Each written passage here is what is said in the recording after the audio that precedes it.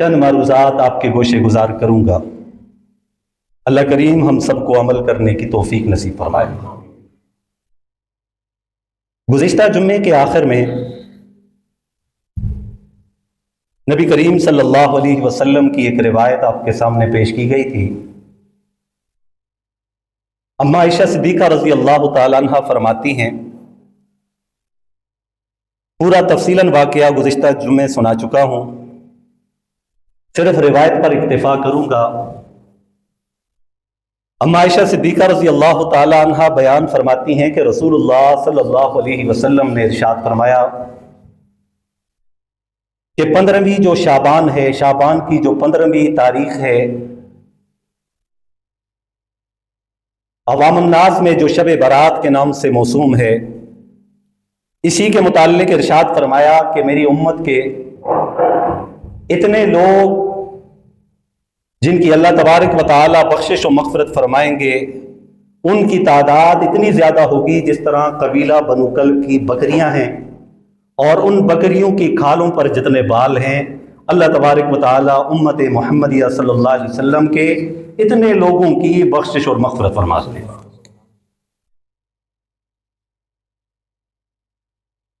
جہاں ان لوگوں کی بخشش اور مغفرت کا وعدہ ہے، وہاں چند بد نصیبوں کا بھی تذکرہ کیا گیا ہے کہ اس رات بھی ان کی بخشش اور مغفرت نہیں کی جائے۔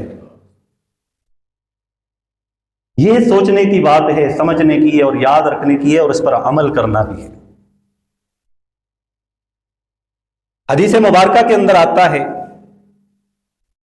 کہ چند لوگ اس رات کے اندر بھی محروم کر دیے جائیں گے۔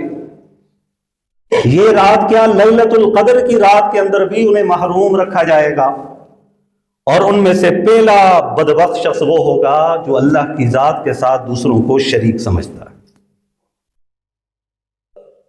اہل ایمان کا یہ عقیدہ اور نظریہ ہے کہ اللہ تعالیٰ کی ذات و صفات کے اندر کوئی شریک نہیں ہے۔ جو اللہ تعالیٰ کی ذات اور صفات میں کسی کو شریک سمجھے، شریک ٹھہرے، تو وہ قرآن و سنت کی تعلیمات سے منحرف ہوتا ہے، کیونکہ اللہ تبارک و تعالی نے اعلان فرما دیا، ان اللہ لا یغفر ان یشرک بہ ویغفر ما دون ذلک، کہ بے شک اللہ تعالیٰ شرک کی بخشش اور مغفرت نہیں فرمائے گا، یعنی مشرک شخص کی بخشش و مغفرت نہیں فرمائے گا، اس کے علاوہ باقی جتنے بھی گناہ گار ہوں گے اللہ تعالیٰ ان کی بخشش فرما دے گا۔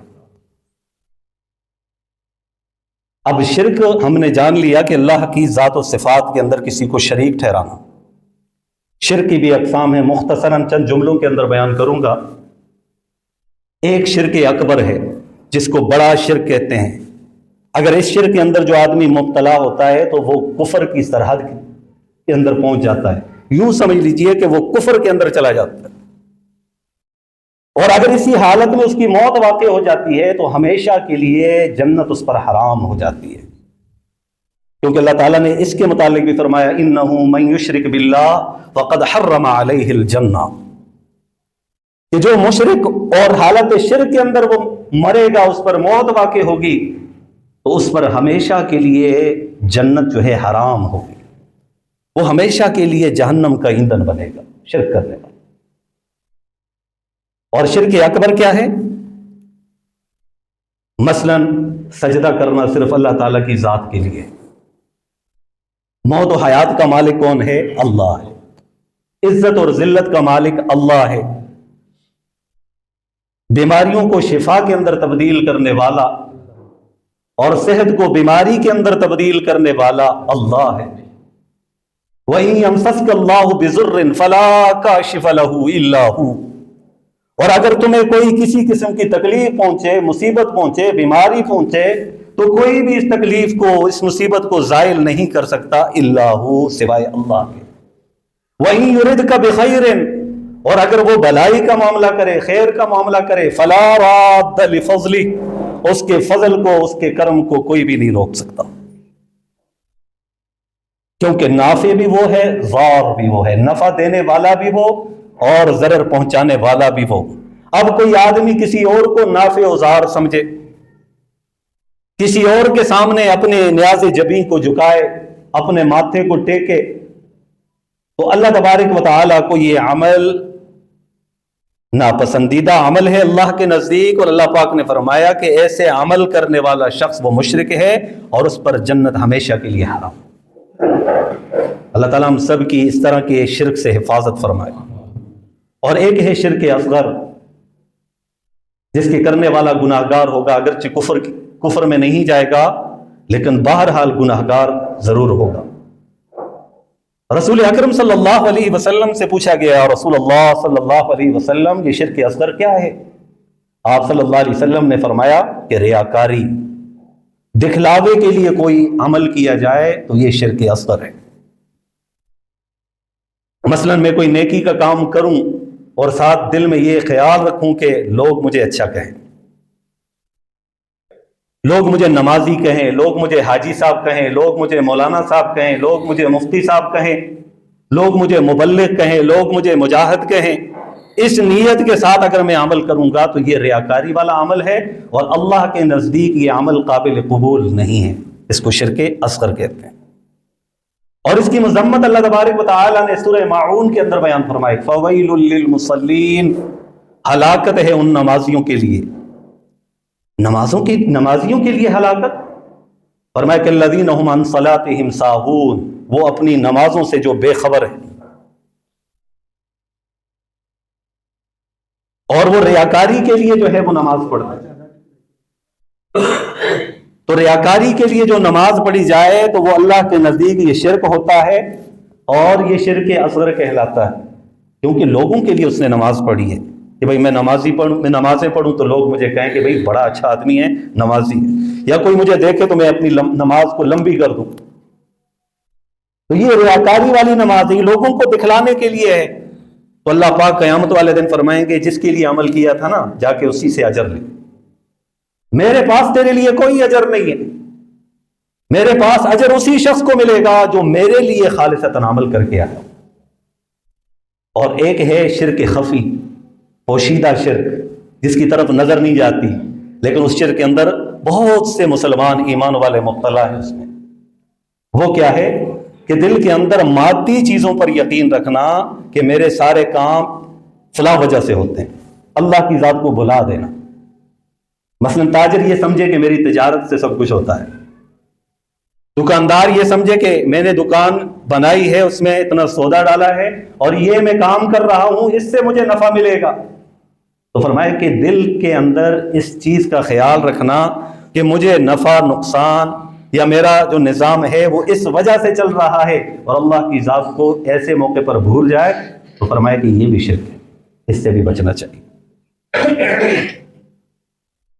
بھائی یہ عمل ہے، یہ جو کر رہا ہوں، تجارت کر رہا ہوں، یہ میرے نبی کی سنت ہے، زراعت کر رہا ہوں تو یہ بھی ثابت ہے میرے لیے حلال ہے، جائز ہے، کاروبار کرنا، محنت مشقت کرنا، مزدوری کرنا، کھیتی باڑی کرنا، کوئی بھی کام کرنا، یہ تو سبب ہے، اس کو اختیار کرنا ہے، کیونکہ اسباب کو معطل کرنا یہ توکل کے خلاف ہے۔ توکل یہ نہیں ہوتا کہ بندہ جو ہے کوئی کام نہ کرے اور گھر کے اندر بیٹھ کر یہ کہے کہ اللہ مالک ہے۔ اللہ تو مالک ہے، لیکن توکل کا یہ مطلب نہیں ہے۔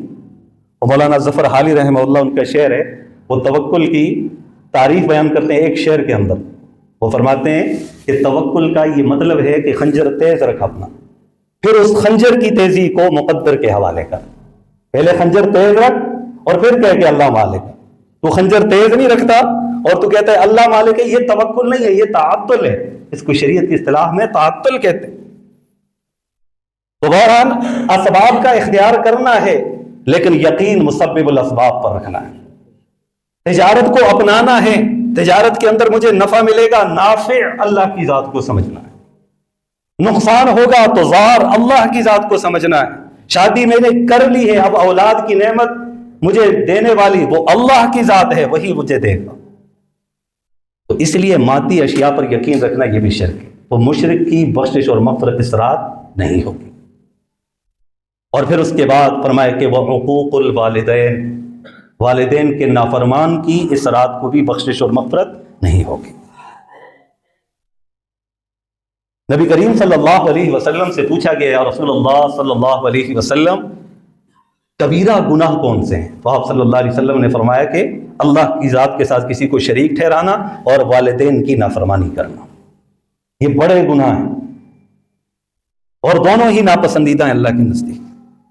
اور اس کی اہمیت کے متعلق جو آیت کریمہ خطبے میں نے تلاوت کی، فرمایا سورہ بنی اسرائیل کی آیت ہے وَقَضَىٰ رَبُّكَ أَلَّا تَعْبُدُوا إِلَّا إِيَّاهُ، کہ تیرے رب نے یہ فیصلہ سنا دیا ہے کہ عبادت ہر حال میں صرف اور صرف اسی کی کرنی ہے، وَبِالْوَالِدَيْنِ إِحْسَانًا، اور والدین کے ساتھ حسن سلوک کا معاملہ کرنا ہے۔ حسن سلوک کا کیا مطلب؟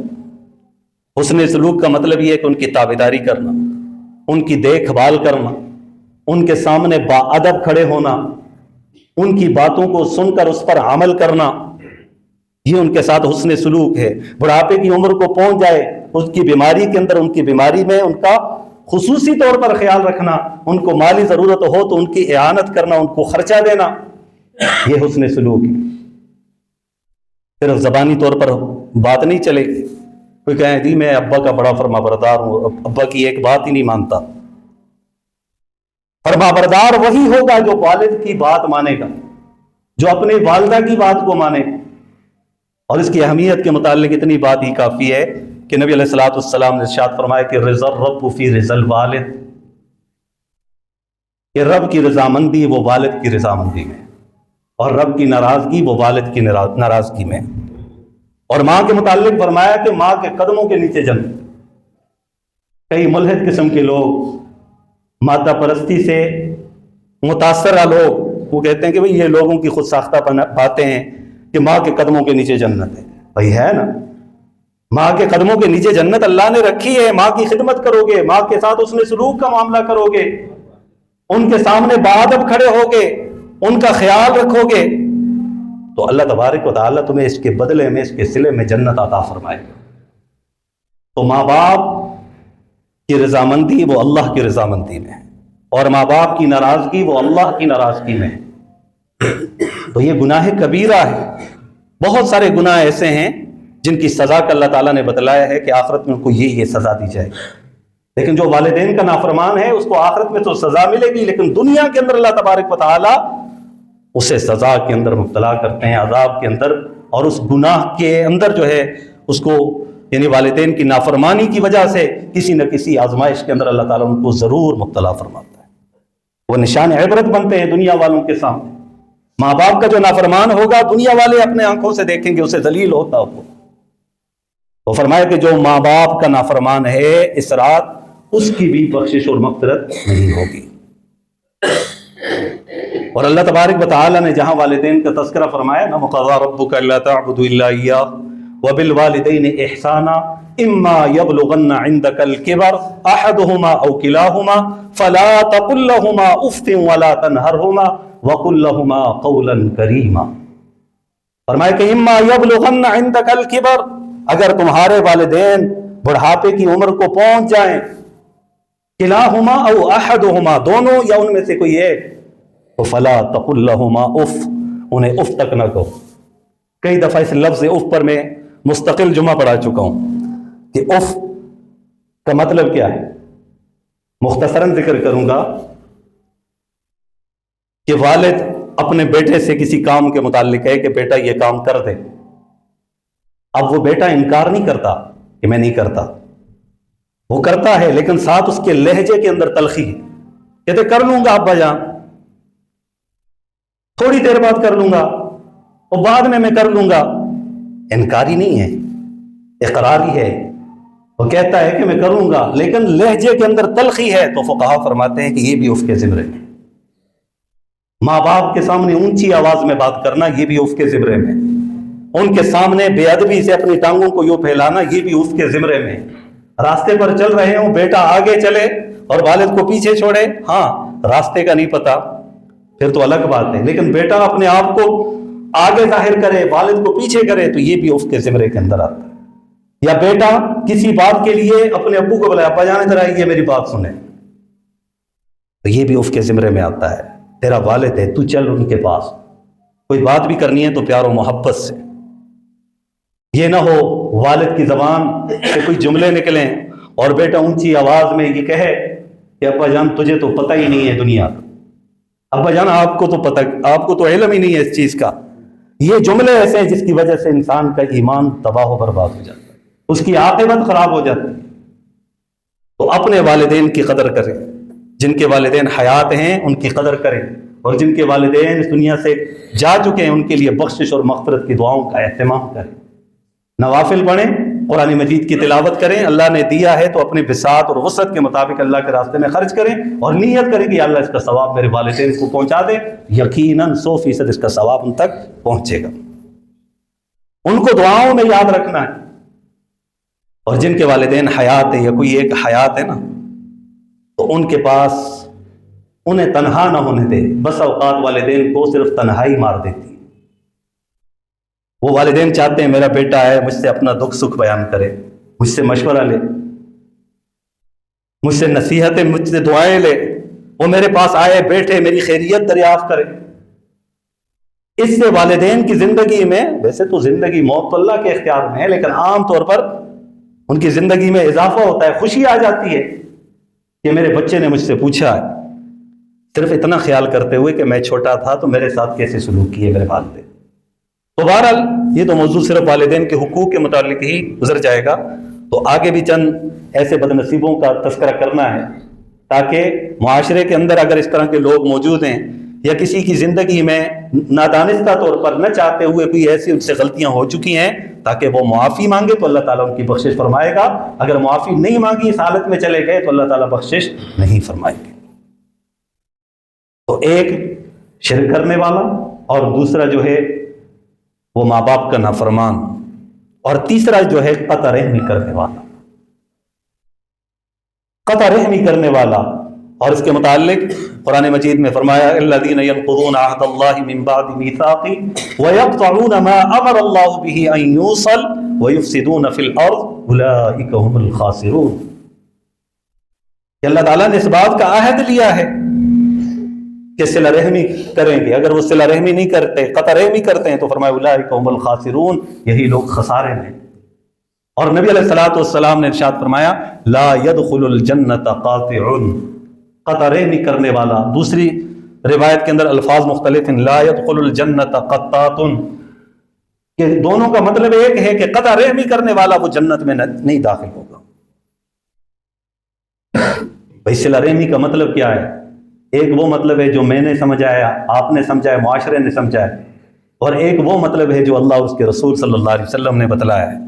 ہم اپنے خود ساختہ اپنے علم کی بنیاد پر اس بات کو 100% اس پر یقین نہیں کیا جا سکتا، لیکن جو اللہ اور اس کے رسول صلی اللہ علیہ وسلم نے بیان کر دیا ہے، اب ایمان کا تقاضا یہ ہے کہ اس کے اوپر 100% یقین رکھنا اور عمل کرنا. تو فرمایا کہ قطع رحمی کرنے والا وہ جنت میں داخل نہیں ہوگا. تو جنت میں داخل نہیں ہوگا تو کہاں ہوگا؟ جہنم میں ہوگا نا. تو صلہ رحمی کا مفہوم کیا ہے؟ کہ جو تجھ سے تعلق کو توڑے تم اس کے ساتھ اپنے تعلق کو جوڑو. ایک صلہ رحمی کا مفہوم ہم نے سمجھا، کیا سمجھا ہے؟ کہ یہ میرے ساتھ اچھا رہے گا تو میں بھی اچھا رہوں گا. فلاں بھائی نے مجھے خوشی میں بلایا ہے تو میں بھی بلاؤں گا، انہوں نے مجھے اپنی خوشی میں نہیں بلایا تو میں بھی نہیں بلاؤں گا. یہ صلہ رحمی نہیں ہے. بھائی جی وہ عید پر ہمارے گھر نہیں آئے تھے تو ہم بھی نہیں جائیں گے، وہ ہماری فوتگی پر نہیں آئے تھے تو ہم بھی نہیں جائیں گے، انہوں نے اپنے بیٹے کا رشتہ کیا، ہمیں نہیں بلوایا تھا، مشورہ نہیں لیا تھا، تو لہذا ہم بھی نہیں بلوائیں گے. یہ صلہ رحمی نہیں ہے. صلہ رحمی کا مطلب یہ ہے انہوں نے نہیں بلایا تھا تو بلا، وہ تیرے گھر نہیں آئے تھے تو جا.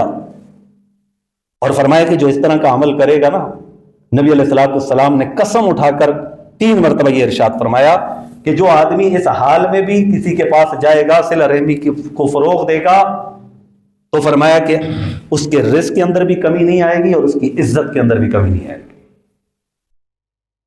تو عزت چاہتے ہیں تو صلہ رحمی کو فروغ دیں. مال کے اندر بھی اضافہ ہوگا.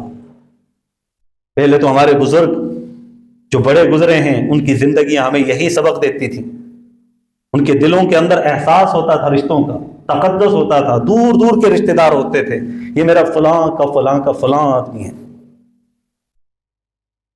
اس کی عزت و تکریم ہوتی تھی. معاف کیجئے گا، آپ تو حالات اس طرح آگے بگڑ چکے ہیں کہ ایک گھر کے اندر ایک بھائی پرسکون ٹھاٹ باٹ کی زندگی گزار رہا ہوتا ہے اور پڑوس میں اس کا بھائی بھوکا ہو اس کو اس کی پرواہ نہیں ہوتی، تو قطع رحمی کرنے والا وہ جنت میں داخل نہیں ہوگا. لا يدخل الجنت قطات، قطع رحمی کرنے والا وہ جنت میں داخل نہیں ہوگا. تو اب ہم نے جنت تو جانا ہے، ہم نے تو کلمہ پڑھا ہے اس یقین کے ساتھ کہ میں دنیا میں رہوں گا یا اللہ تیرے حکموں کے مطابق. تو اب اللہ تعالیٰ کا حکم ہے اس کو پورا تو کرنا ہے، قطع رحمی کو فروغ نہیں دینا، صلہ رحمی کو فروغ دینا. ابھی موقع ہے، پھر بعد میں سوائے پچھتاوے اور افسوس کے کچھ بھی نہیں ہوتا. آخرت میں تو پچھتاوا اور افسوس اور حسرت ندامت تو ہوگی، لیکن دنیا کے اندر بھی بسا اوقات ہو جاتی ہے. پھر وہی اپنا جو ہے جب اس دنیا سے چلا جاتا ہے پھر آدمی رونے لگتا ہے، کاش میں ایک مرتبہ اس کے پاس تو جاتا، کاش میں ایک دفعہ اسے اپنے گھر بلا لیتا، کاش میں ان کے سامنے 2 میٹھے بول ہی بول دیتا. تو پھر یہ لفظ کاش ہی رہ جاتا ہے. تو اس کے تدارک کے لیے اب جو ہے ان رشتوں کو نبھائیں. صلہ رحمی، رحم کے رشتے ہیں نا، جو قریبی ہیں، خون کے رشتے ہیں. اگر چھوٹے بھائی ہیں تو بڑا ان کے ساتھ رویہ والد جیسا کرے، اگر بڑا بھائی ہے تو چھوٹے اس کے ساتھ اس کو والد کی عزت دیں، اور اگر چھوٹے ہیں تو بڑا بھائی ان کو بیٹوں والی جو ہے نا وہ شفقت دے. بھائی بھائی کے ساتھ رہے، جس عمر میں پہنچ جائیں، بڑھاپے کی عمر کو پہنچ جائیں، اپنے سے بڑے بھائی کو عزت دیں، اپنے والدین کو عزت دیں، اپنے بھائی کو عزت دیں، ہر مسلمان کو عزت دیں، اپنے سے بہتر دوسروں کو سمجھیں. تو فرمایا کہ قطع رحمی کرنے والا وہ جنت کے اندر داخل نہیں ہوگا. تو پتہ چلا کہ یہ وہ گناہ ہیں، اس کی اتنی زیادہ نحوست ہے، اتنی نحوست ہے. اس حال میں اگر بندہ رہے گا تو جہاں عام بخشش اور معافی کا اعلان ہے وہاں پر بھی یہ لوگ محروم ہوں. تو اس لیے اپنے اعمال پر نظر ثانی کریں. گزشتہ جمعے کے اندر یہ بھی بتلایا گیا تھا کہ جو دل کے اندر دوسرے مسلمانوں کے لیے بغض اور کینہ رکھتا ہے، اب تو حالات اس طرح بن چکے، 3 آدمی بیٹھے ہوئے ہوں نا، باتیں کر رہے ہوں آپس میں، ان میں سے ایک جائے تو 2 اس کے خلاف برائیاں شروع کرتے، یہ تو ایسا ہے، یہ تو ایسا، یہ وہ ہے. 2-4 خواتین بیٹھے ہیں، دوسروں کی غیبتیں شروع ہو جاتی ہیں. کسی مجلس میں بیٹھے ہیں، باتیں شروع ہو جاتی ہیں، برائیاں شروع ہو جاتی ہیں. دل نفرت سے بھرے ہوئے ہیں، دل کینہ سے بھرے ہوئے ہیں، بغض سے بھرے ہوئے ہیں. تو اس دل میں اللہ کی رحمت کیسے آئے گی؟ اس دل میں اللہ کا نور کیسے آئے گا؟ عبادت کا نور کیسے آئے گا؟ اعمال کرنے کی حلاوت اور مٹھاس کیسے نصیب ہوگا؟ ہم نے دل بھر رکھے ہیں کدورتوں سے، نفرتوں سے، بغض سے، حسد سے، کینہ سے. تو لہٰذا اپنے دلوں کو بھی پاک رکھنا ہے اور صاف رکھنا ہے. تو یہ بھی وہ گناہ ہے جس کی وجہ سے اس رات ان کی بخشش اور مغفرت نہیں ہوگی. فیضان گرامی، چند چیزیں ایسی ہیں جو اس رات کے ساتھ منسوب کی ہوئی ہیں جن کا حقیقت اور شریعت کے ساتھ کوئی تعلق نہیں. مثلاً اس میں مخصوص چیز پکانا، کہ بھئی یہ پکانا ضروری ہے. کئی لوگوں کا یہ نظریہ ہوتا ہے کہ گھروں کے اندر جو ہے نا مردوں کی روحیں آتی ہیں. یہ باطل عقیدہ ہے. بھئی روحیں یا علیین میں جائیں گی یا سجین میں جائیں گی. قرآن کا یہ فیصلہ ہے نا، نیکوکاروں کی روحیں علیین میں، فجار کی روحیں وہ سجین کے اندر ہے.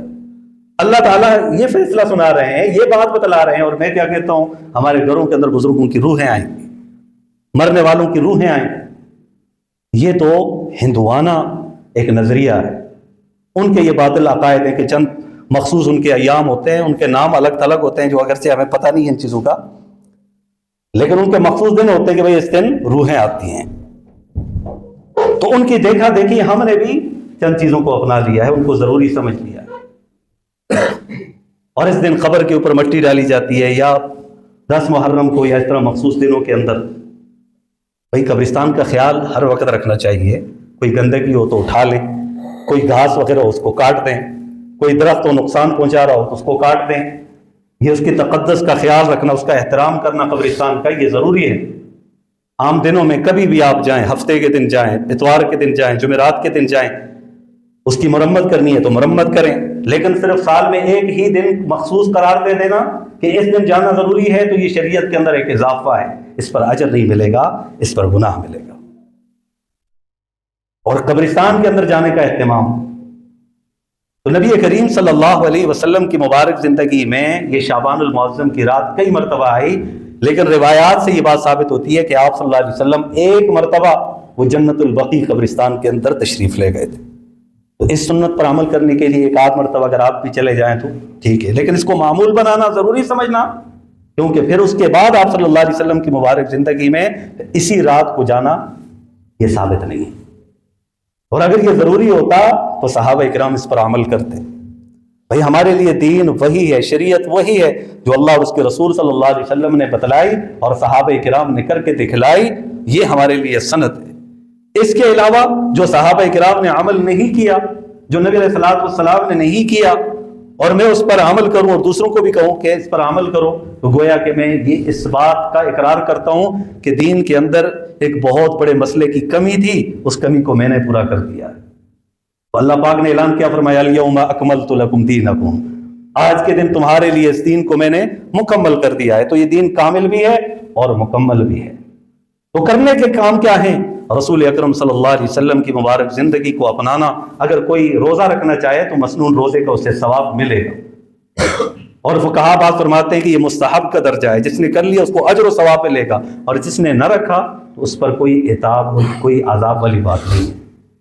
تو اگر موقع مل رہا ہے، صحت مند ہیں، تو پھر آپ روزہ رکھیں تو اجر و ثواب کو تو پانا ہی ہے۔ راتوں کو آپ اٹھ رہے ہیں تو نوافل کا اہتمام بھی کریں۔ یہ نہیں ہے کہ فرائض عام دنوں میں پڑھے نہیں، پوری رات نفل پڑھتے رہیں، پوری رات سے لے کر صبح تک ہم نوافل پڑھتے رہیں، پھر ظہر کی نماز بھی نہیں میں نے نہیں پڑھی، فجر کی نماز نہیں پڑھی، تو میرے ان نوافل کا کوئی فائدہ نہیں۔ نوافل کا فائدہ تب ملے گا جب فرائض کا اہتمام ہم کرنے والے ہیں۔